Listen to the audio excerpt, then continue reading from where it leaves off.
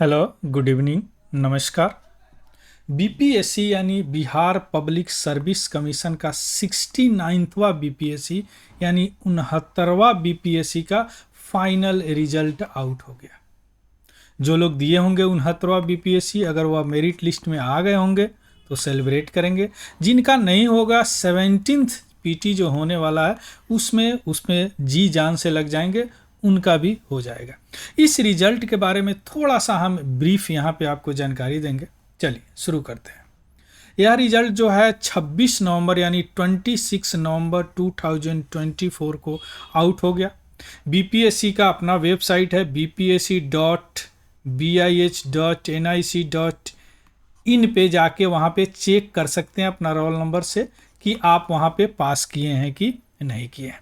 यह जो 69th BPSC combined जो इंट्रेंस एग्जामिनेशन है 2024 में जो ये रिजल्ट निकला है, यह एज इट इज 17 की तरह ही ऑब्जेक्टिव 2 आवर का 150 मार्क का हुआ था।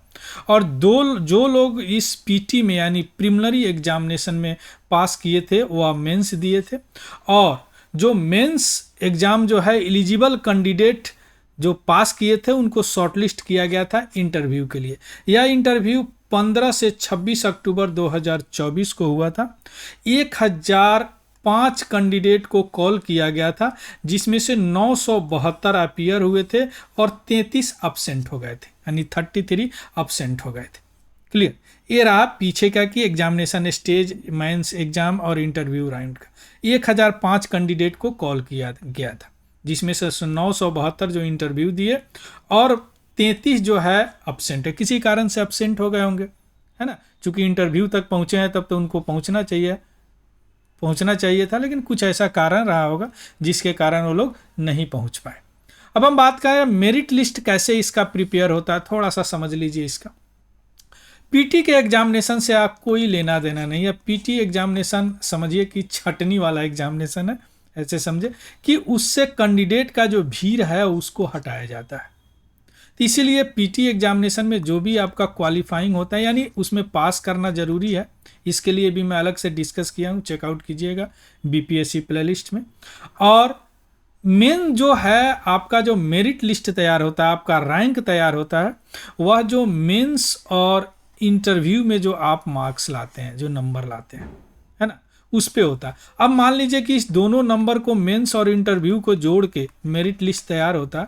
मान लीजिए कि किसी दो कैंडिडेट का सेम नंबर आ गया, है ना, तब क्या होगा? तब देखा जाता है कि दोनों कैंडिडेट में किसका मेंस में हाईएस्ट मार्क है, हाईएस्ट नंबर किसका है, मार्क्स किसका है, उसको ऊपर लिया जाता है। अगर संजोग से ही मेंस वाला भी सेम आ जाए तब देखा जाता है कि एसे में यानी एसे में किसका नंबर ज़्यादा है। अगर संजोग से ये भी बराबर दोनों का हो तब देखा जाता है डेट ऑफ बर्थ में कौन सबसे ओल्डर है।